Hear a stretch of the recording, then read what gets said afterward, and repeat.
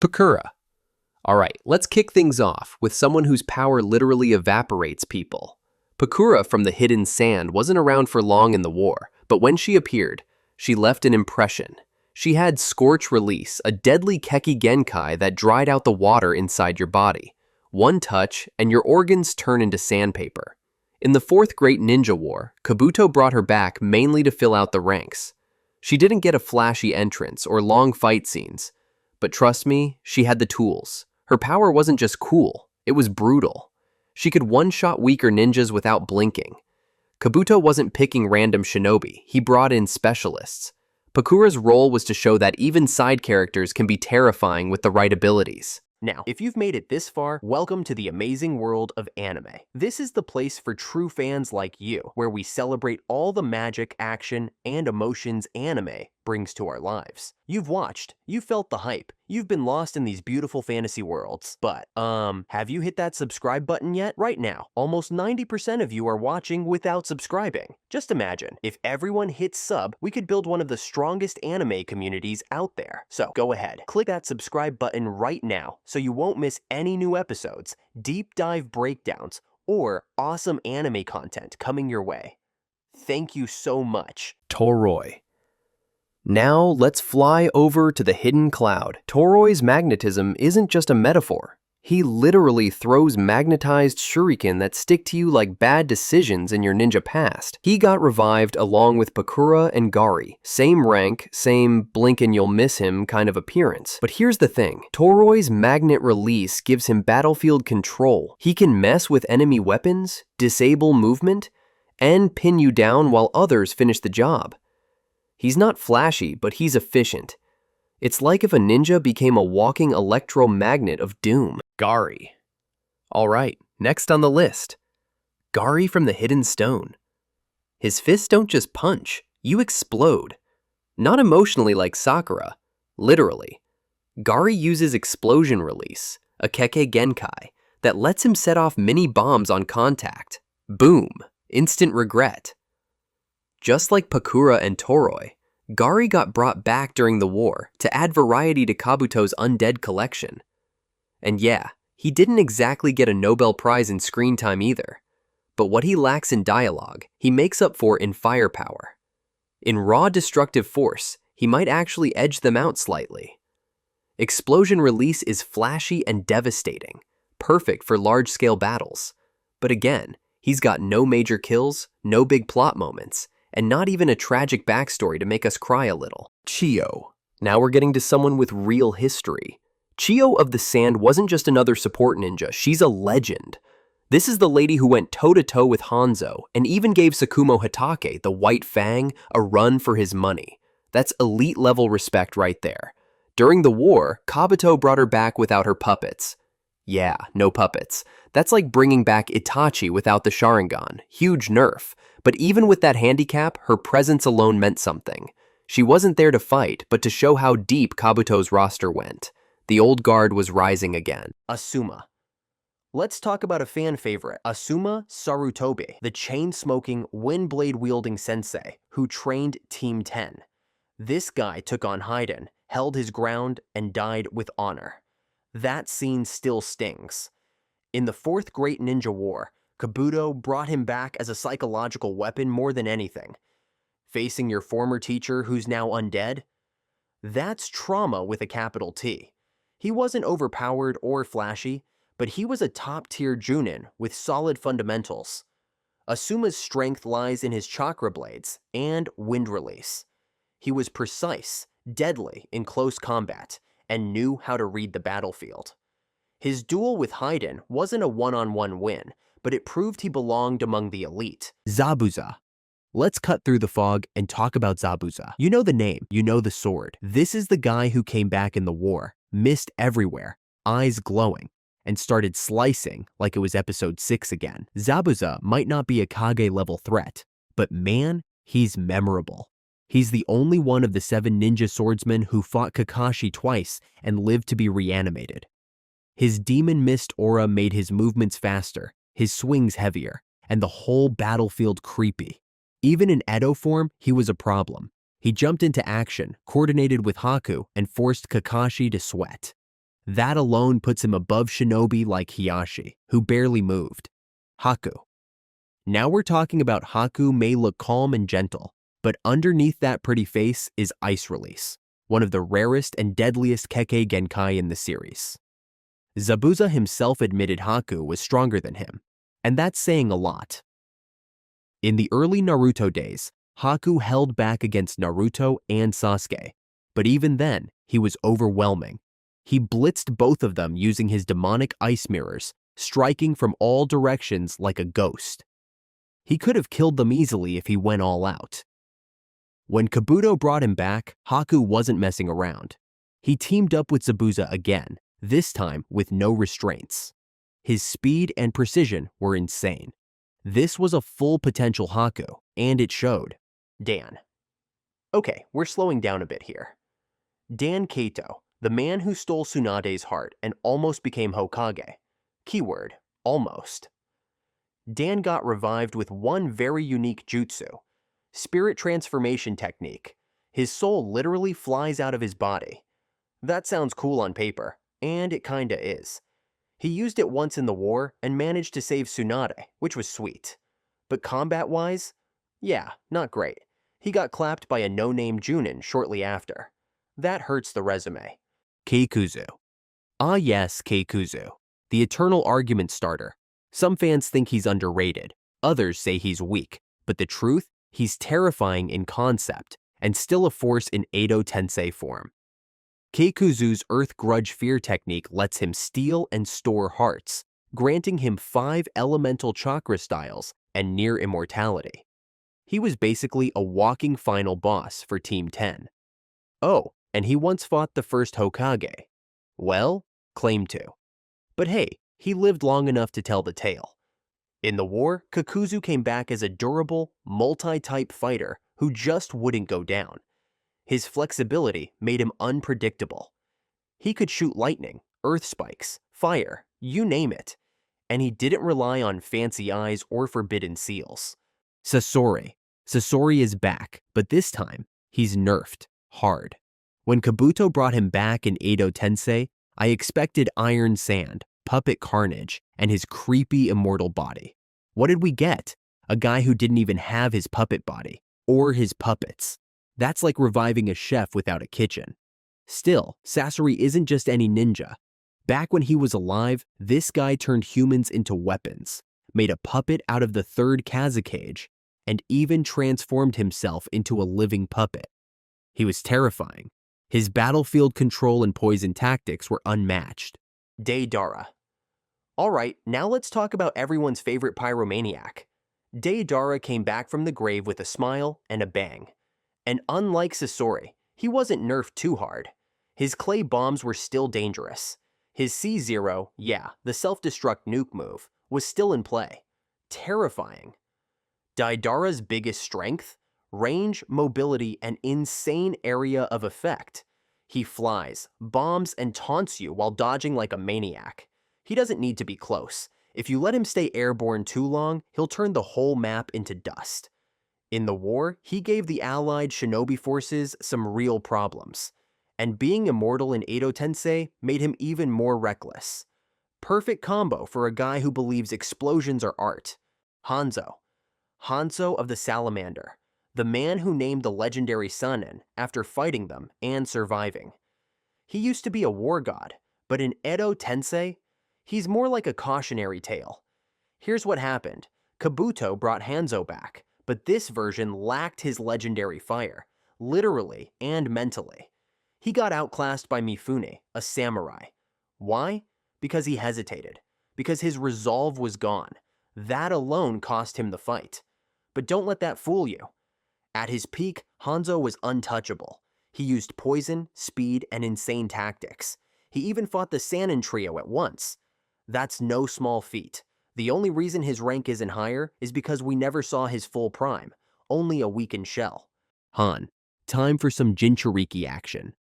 Han, the Five Tails host, wasn't just big, he was a powerhouse. In the Fourth Great Ninja War, he was controlled like one of Obito's 6 paths of pain. And man, he didn't disappoint. Han's specialty is boil release, a brutal mix of steam and acid. Combine that with his insane physical strength and durability, and you've got yourself a walking tank. He kicked Naruto so hard it shook the battlefield. That's not an exaggeration. That's documented war history. Among the revived Jinchuriki, Han was the strongest in terms of raw force. He charged straight into battle, smashing everything in sight. His style wasn't fancy. It was direct, aggressive, and destructive. Yugito. Yugito ni. She's the Jinchuriki of Matatabi, the Two Tails, and comes from the Hidden Cloud. Killer B respected her. That's already a big deal. In the war, Yugito was revived and added to Obito's zombie team. She didn't get a lot of spotlight, but her speed and combat style stood out. She used Matatabi's flame chakra and moved fast enough to pressure elite opponents. Her close-range combat was sharp and precise. She had everything: power, grace, and chakra cloak. But she didn't have major duels or story relevance. That's what drops her ranking. Roshi. Roshi is one of those guys who shows up, throws hands, and then disappears before anyone gets a second look. He's the Jinchuriki of the Four Tails, Son Goku, and he comes from the Hidden Stone Village. This man didn't just have tailed beast chakra, he had lava release, and he used it like a beast. During the war, he clashed with Naruto and KCM, and, yep, he managed to burn him. That alone puts Roshi on the radar. Lava release is no joke. It's high-level chakra control, and Roshi uses it for big, sweeping attacks. Perfect for turning the battlefield into a lava pit. But here's the thing, Roshi didn't really do much else. No epic moments, no big monologues, just punches and lava. That's cool, but not enough. Yagura. Yagura's got that rare combo, Jinchuriki and Mizukage. Sounds broken, right? Sadly, not really. He was the Three Tails host and the fourth Mizukage of the Mist, but his Edo Tensei version felt more like an NPC than a final boss. He had tailed beast chakra, leadership skills, and the look of a teenage prodigy, but no real combat feats, no flashy jutsu, no devastating attacks. Nothing that screamed, "This guy ruled a village." Fu. Fu is kind of underrated, and I get why. She didn't have a lot of screen time, but what we did see was interesting. She's the Jinchuriki of the Seven Tails, and she's fast, like really fast. She dodged attacks from KCM Naruto, and that's no easy feat. Her abilities include flight, enhanced mobility, and probably some insane reaction speed. But again, no big moments, no one-on-one duels, no major jutsu to analyze. Utakata. Utakata is kind of chill. Too chill, maybe. He's the Six Tails Jinchuriki from the Mist, and while he got more love in the anime than the manga, he still didn't shine much. His unique ability? Bubble release. Yep, he fights with bubbles. But don't laugh too soon. These things can explode and track opponents, and in the anime, he even had some solid taijutsu. Kinkaku and Ginkaku. Now here's a curveball. Kinkaku and Ginkaku, aka the Gold and Silver Brothers. These two lunatics once took on the second Raikage and Tobirama, and walked away alive. That's kind of insane. They're not even Jinchuriki, but they have Nine Tails chakra from eating its flesh. Gross. And they wield the treasure tools of the Sage of Six Paths. Sounds OP, right? And yet. During the war, they got taken out by Shikamaru and Choji. Yup, that happened. Strategy wins again. Their strength lies in raw power, but their biggest weakness is lack of brains. These guys are tough but reckless. A smart team can take them down if they exploit their mistakes. Third Raikage. Okay, let's get this out of the way. Third Raikage is a monster. This guy didn't just lead the Hidden Cloud Village, he went full-on anime protagonist, and fought a tailed beast solo for 3 days and 3 nights. In the war, Edo Tensei gave him immortality, which, honestly, just made him even scarier. He was already nearly unkillable when alive. Now, try piercing skin tougher than armor, powered by lightning release armor at max speed. He tanked Rasen shurikens like they were feathers, and the only reason he was defeated was because they used his own attack against him. Second Tsuchikage. Mu doesn't talk much, but his jutsu screams destruction. As the second Tsuchikage, he had Dust Release, the kekkei toda that literally erases people on a molecular level. Yeah, that kind of broken. And it gets worse. He can turn invisible and erase his chakra signature. Sneaky and deadly? That's a dangerous combo. But in the war, Mu kind of fizzled out. He was sealed pretty quickly and didn't get to flex those terrifying powers to their full potential. No big duel, no dramatic last stand. Second Mizukage. If Mu is deadly serious, Gengetsu is his sarcastic opposite. This guy basically trolled the allied shinobi forces during the war, while dead. And I love that energy. He uses a giant clam to create mirages and throws in explosive clones that confuse and blow up everything. His battle with Gaara? Absolute chaos. He was toying with the entire army while cracking jokes. But like Mu, he didn't get a full power showcase. Lots of potential, but not enough battlefield domination to push him past third Reikage. He's flashy, tricky, and unique, but not the strongest. Fourth Kazekage. Rasa is Gaara's father, and the guy who thought sealing a tailed beast in his son was the peak of parenting. Spoiler alert, it wasn't. As the fourth Kazekage, Rasa used gold dust, a variation of magnet release. It's basically sand control, but shinier and heavier. He was powerful, no doubt, but let's be honest. He got clapped pretty early in the war. Hiruzen. Ah yes, Hiruzen Sarutobi, the third Hokage, nicknamed the professor for mastering nearly every jutsu in the leaf. When he came back during the war, expectations were high, but the results were mixed. Sure, he showed off Earth-style clones, elemental combos, and insane versatility. But he never really got a spotlight moment like Tobirama or Minato. He was there, just not there. Still, you can't ignore Hiruzen's experience. He's got chakra control, elemental mastery, summoning jutsu, and decades of battle wisdom. If leadership was a stat, he'd be maxed out. Tobirama. Tobirama Senju, the second Hokage, is that guy who created like half the jutsu you're scared of. Shadow Clone? That's him. Edo Tensei? Also him. Flying Thunder God? Yup, he didn't invent it, but he made it terrifying.